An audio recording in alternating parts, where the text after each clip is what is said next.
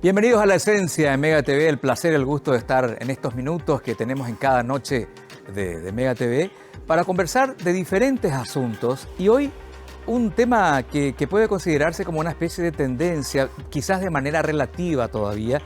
Tiene que pasar un tiempo, tal vez, para que no solo nuestro país y el mundo migre hacia la electromovilidad. Pero en Paraguay, ¿qué nos puede decir la gente que está teniendo esa experiencia? ¿Es rentable? ¿Significa ahorro? ¿Es más amigable con el medio ambiente? ¿Conviene? ¿No conviene? Estaba siguiendo una serie de tweets de la persona con la que queremos charlar y cuando leía, decía, me encantaría que lo comparta también con los televidentes de Mega TV, a ver si qué podemos hacer, porque estoy seguro que más de uno que está viendo en estos momentos el programa está pensando cómo dejar más dinero en su bolsillo, cómo gastar menos en transporte, cómo gastar menos para ir al trabajo, para ir a la facultad, para ir a hacer algunos trámites. Y también está aquello del medio ambiente, ¿no? Sistemas de transporte que son más amigables con el medio ambiente y disminuir, por lo menos paulatinamente, ese enrarecido aire que respiramos todos. Así que quiero dar la bienvenida al ingeniero Daniel Ríos. Daniel, ¿cómo estás? Gracias por estar con nosotros antes que nada. Hola Juan, la verdad que el gusto es mío. Un gusto saludarte y a vos y a toda tu audiencia. Bueno, me gustó mucho la serie de tweets, el hilo que habías escrito hace algunos días y quería que compartas también con todos nosotros, porque como decía, más de uno estará pensando en migrar, ¿no? En gastar menos, en utilizar algo que convenga, que sea amigable con el ambiente. Digamos que esas cuestiones también te llevaron a vos a migrar hacia lo que es la electromovilidad, en este caso con una motocicleta. Totalmente. Acá en Paraguay nosotros tenemos una cuestión con el tema de los combustibles, que primero que nada tienen el efecto contaminador, digamos, con respecto a las emisiones de gases de efecto invernadero al ambiente, pero también son totalmente importados. Entonces, lo que principalmente sufrimos, más allá de cualquier contaminación en el 2022, fue un shock de precios. Todos sabemos cómo los combustibles subieron. Yo creo que hace un año más o menos estaban como a 6.000, a 7.000 las naftas, y durante 2022 creo que llegamos a 10.000, ¿cierto? Entre lo que es diésel, nafta, etcétera. Y la verdad que eso fue un shock.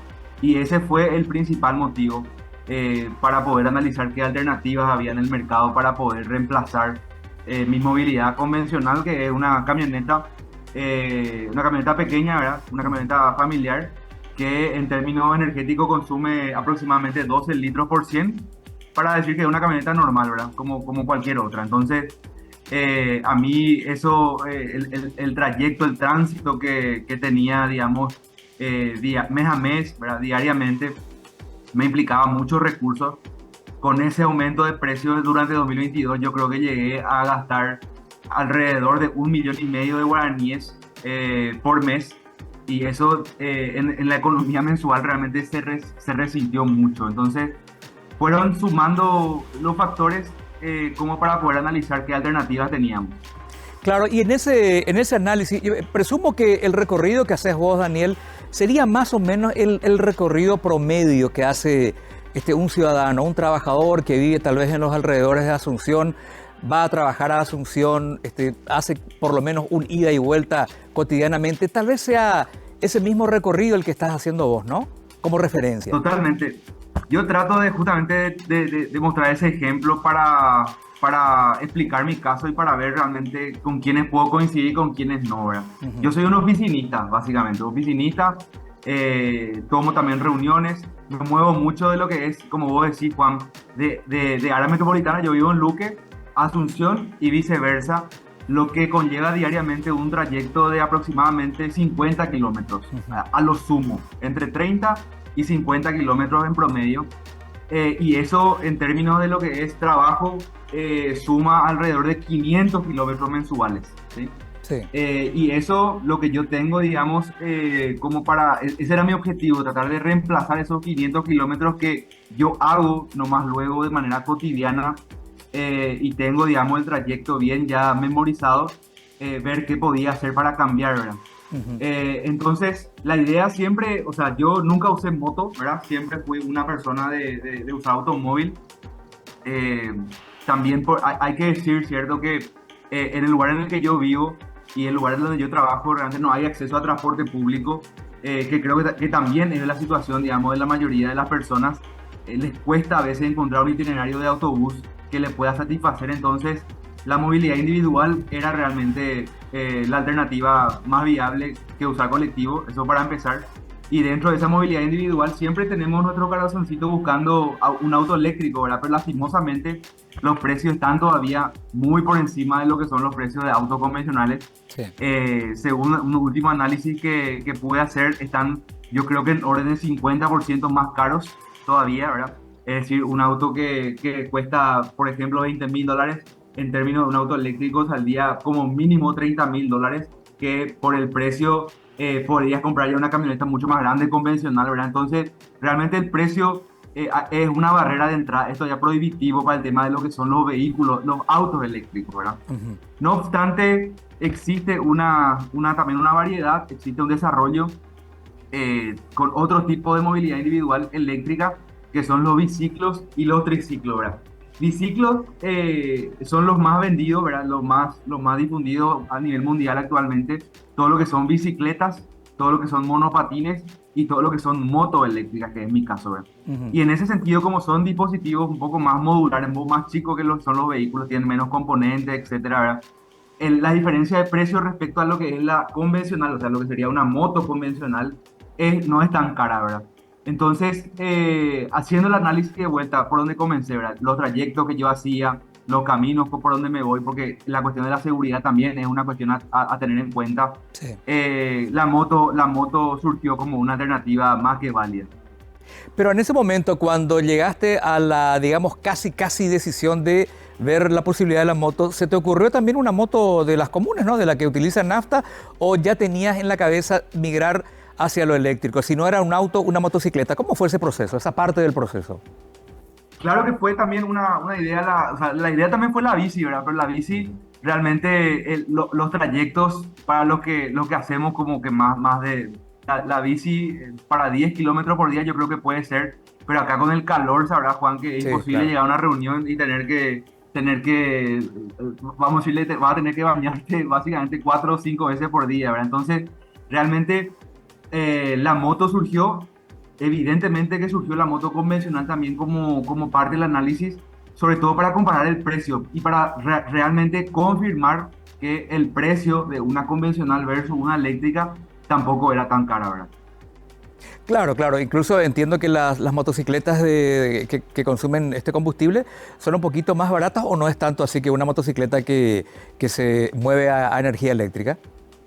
Son un poquito más baratas Ajá, todavía. ajá. Están en el orden, una moto así bien de buen porte, digamos, vale aproximadamente 7 millones de guaraníes, una convencional. La moto que yo compré vale 11 millones y medio. Ujú. Está en el orden, digamos, es un poco más cara, porque también es un poco más chica, ¿verdad? Pero ya no es un nivel de miles de dólares, ¿verdad? La diferencia. Claro, Son claro. 1 o 2 millones de guaraníes que Daniel, ¿me escuchás? Se congeló ahí la comunicación, vamos a tratar de recuperar. Qué tener por interesante, ¿no? suerte. Sí, ¿me escuchás, Daniel? Si ahora te escucho, Juan. Sí, sí, me estabas diciendo, se interrumpió más o menos hace unos 10 segundos. ¿Qué estaba diciendo, por favor? Estaba diciendo que la diferencia entre un auto y un vehículo convencional, un auto eléctrico y un vehículo convencional, si bien es más o menos 50% más caro, Ujú. eso representa muchos miles de dólares, que pueden ser 10.000 inclusive, ¿verdad? Sí, en la moto eléctrica el porcentaje tal vez sea lo mismo, pero ya es en el orden de guaraníes, entonces por eso es más manejable esa diferencia. Esa es también uno de los criterios económicos que yo fundamentalmente seguí para tomar esta decisión. Interesante. Daniel, ¿cuánto tiempo hace que estás, que migraste, digamos, y si consideras ya un tiempo suficiente como para hacer las primeras evaluaciones, los primeros resultados? Presumo que es así, por eso compartiste este hilo tan interesante. ¿Cuánto tiempo te llevó a empezar a decir sí, tomé la decisión correcta, o todavía tengo que evaluar algunas cosas? La verdad que en el primer mes, Juan, el primer Ujú. mes fue muy importante para poder hacer ese análisis de laboratorio. Más o menos un laboratorio viviente sería lo que estoy tratando de hacer, ¿verdad? Sí. Comencé a principios de noviembre Y durante todo el fin de año, con el ajetreo, con el calor, y también sabemos que en el fin de año comienza la temporada de lluvias, realmente pude poner a prueba este experimento, ¿verdad? Y la verdad es que está resultando. Pude moverme de manera ágil, de manera rápida. O sea, lo primero y lo principal es que pude encontrar dentro de mi casa un lugar en donde pueda cargar, que es lo importante, ¿verdad? Ujú. Y el tema de la carga, encontré que no es algo demasiado complicado porque una de las tomas, se denomina toma Shuko, es una de las tomas que comúnmente se utilizan para las lavarropas o para otros elementos especiales, o sea, no es nada fuera de lo común. Entonces, adapté uno de esos tomacorrientes en el garage y eso pude ya encontrar un lugar y está estacionada la moto para cargar durante la noche súper bien, ¿verdad? A partir de ahí, sacar la moto, venir al trabajo, manejar evidentemente con la prudencia necesaria y sobre todo llegar bien a las reuniones. Pude hacer esa rutina de lunes a viernes durante todo noviembre, durante todo diciembre. Evidentemente a veces no saco la moto, por ejemplo, cuando llueve por cuestiones de seguridad, entre otras, ¿verdad? Entonces, yo creo que, y sobre todo el kilometraje, ¿verdad? Pude desarrollar en 2 meses 1000 kilómetros y me parece que esos fueron hitos suficientes como para poder decir, bueno, creo que estamos en condiciones ya de compartir la primera parte de la experiencia. Interesante. A ver, comencemos con lo que es el ahorro bruto, digamos. Vos tenés un mes de facturas que te daban en la estación de servicio cuando cargabas combustible y un mes de facturas, digamos, o un mes de gasto en general al utilizar la moto eléctrica. Ahí presumo que consultás con la factura de la ANDE, haces un cálculo ahí de la cantidad de energía que gastaste. ¿Cuál es la diferencia? Hablemos de términos brutos. Después para analizar otros parámetros como el costo de mantenimiento, lo que estás pagando la cuota, eso vendrá después. Así, brutamente, si cabe el término, ¿de cuánto estamos hablando de un ahorro mensual, Daniel? En mi caso, según los parámetros que puedo comentarte, Juan, más detalladamente, Sí. estoy ahorrando aproximadamente 200.000 guaraníes por mes. Ujú.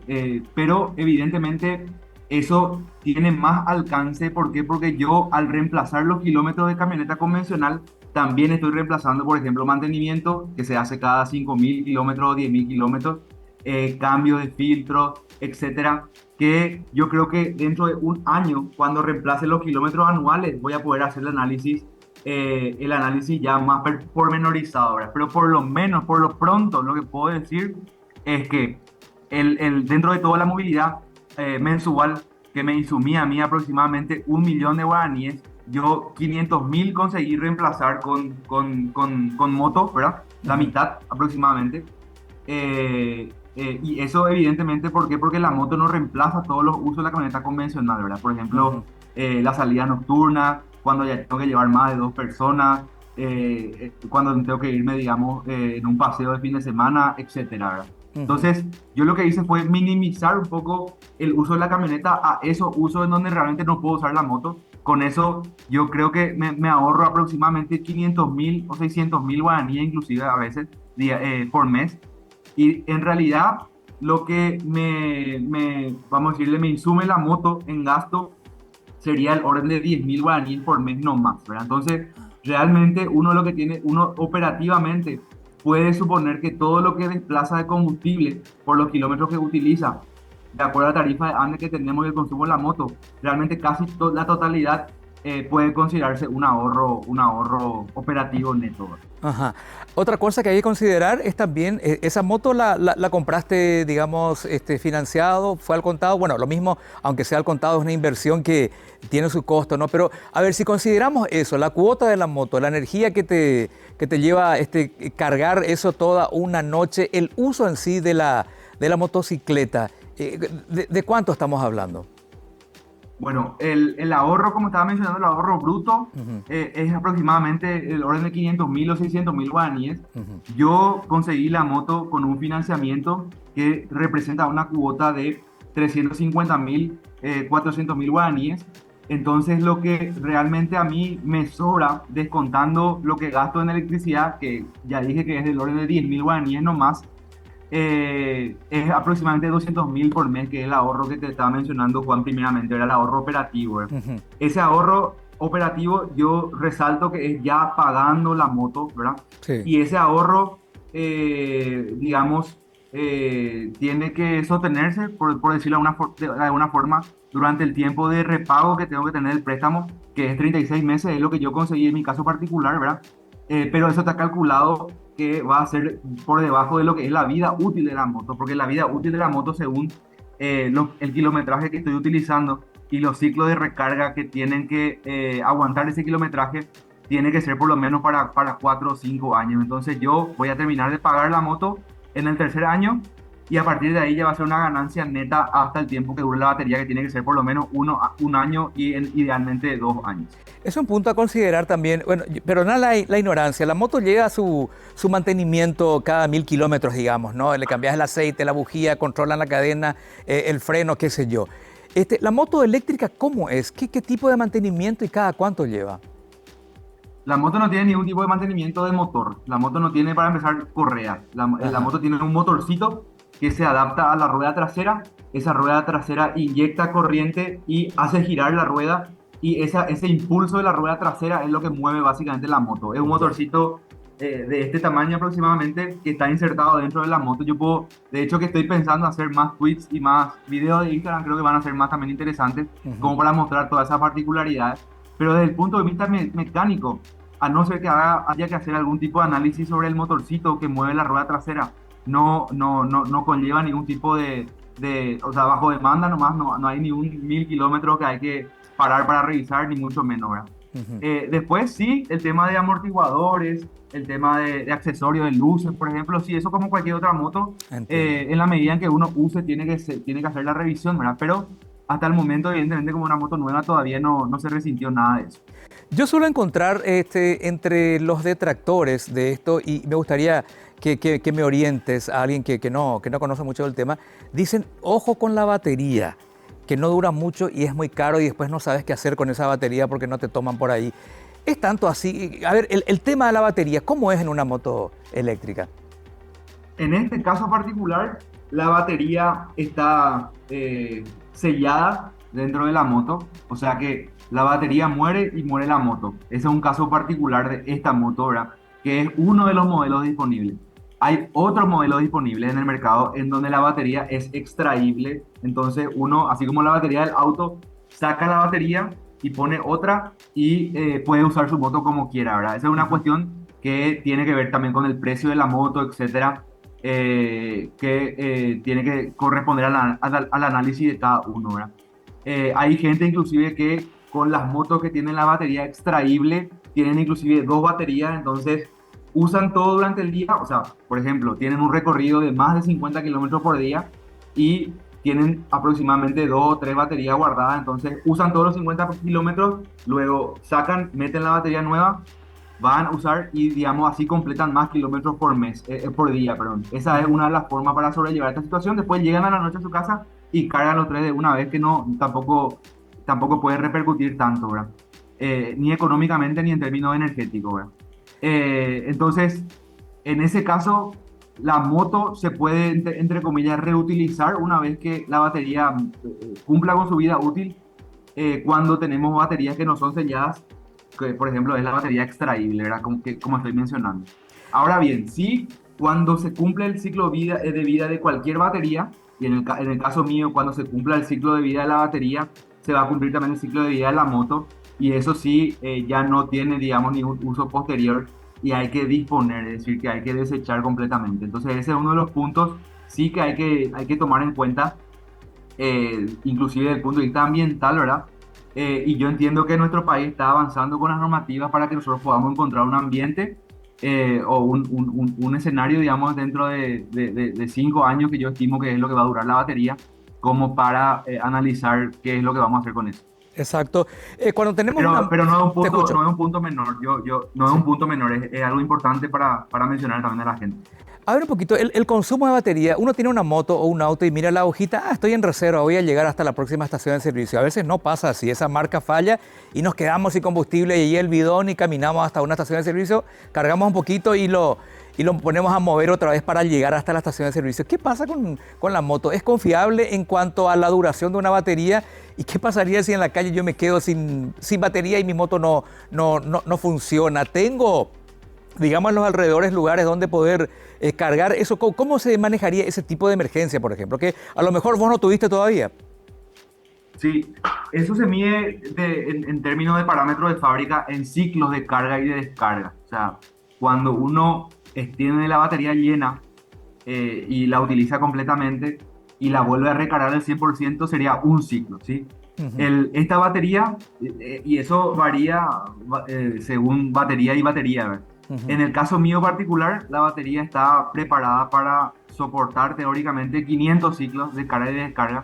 Y como mencioné, esos 500 ciclos serían aproximadamente para 50-60 kilómetros de autonomía.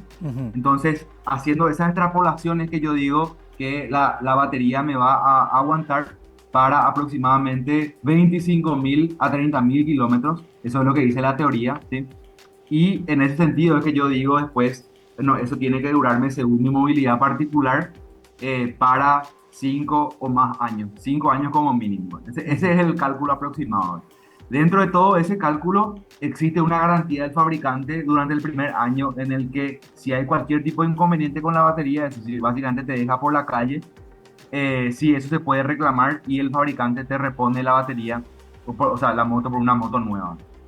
Entiendo. Bueno, me quedan un minutito y medio y tengo dos preguntas cuyas respuestas yo creo que pueden ser breves. Primero, ¿recomendarías al que nos está mirando, vos tenés la satisfacción suficiente como para decirle a ese televidente, probá y a ver qué tal te va? ¿Lo harías sí o no? Sí, lo haría. Y de hecho que en la casa en la que yo compré la moto hay test drives y hay, digamos, un proceso mediante el cual el usuario puede tocar la moto, puede sentir cómo se va y finalmente convencerse también de que le puede servir. ¿Migrarías al auto eléctrico más que volver a la camioneta de combustible? ¿Migrarías en el futuro al auto eléctrico, si pudieras? Yo creo que mi siguiente auto ya va a ser eléctrico. Espero que a los 5 años, cuando se cumpla la vida útil de la moto, ya se pueda comprar. Interesante. Mira, te agradezco por tus respuestas. Otro día vamos a hablar de otros aspectos de esto y también de tu trabajo. Vos estás en CONACYT, ¿no?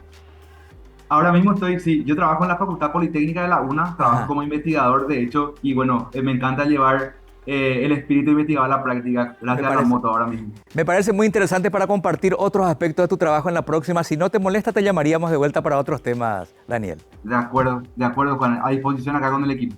Muchísimas gracias. Hasta luego. Excelente, realmente muy, muy interesante. Ya usted, amigo televidente, va a sacar sus conclusiones. ¿Me conviene o no me conviene? Pausa y ya regresamos.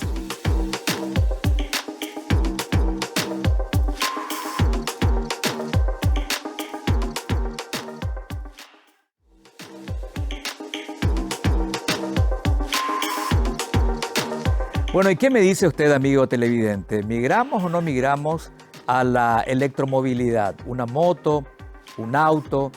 Porque uno hace su evaluación. ¿Cuánto estoy gastando en combustible por mes? Él me hablaba de un promedio que yo ya escuché mucho, compañeros acá en el canal y amigos, y me dice que gastan más de 1 millón, 1,5 millones, más inclusive algunos, en combustible. Nada más. Yo gasto el 10% de eso porque me movilizo en moto, es una moto convencional todavía, y aquí es donde uno empieza a preguntarse la conveniencia de trasladarse o no a lo eléctrico. Daniel nos recomienda que lo probemos, que lo hagamos. Él, en el mes que está llevando esto, tiene como resultados positivos, ¿no? Ahorros, cuidados al medio ambiente y una interesante manera de movilizarse. Por supuesto, bien lo decía él, la moto no reemplaza totalmente a un auto porque hay cosas que en la moto no puedes hacer. Días de lluvia, cargas, acompañantes, salir a dar unas vueltas por ahí. Bueno, quizás eso no cumpla la moto, pero fíjense que él inclusive está teniendo tanto resultado positivo que podría hasta llegar a decidir que su próximo vehículo sea un automóvil. Interesante, ¿no? Hasta la próxima en La Esencia.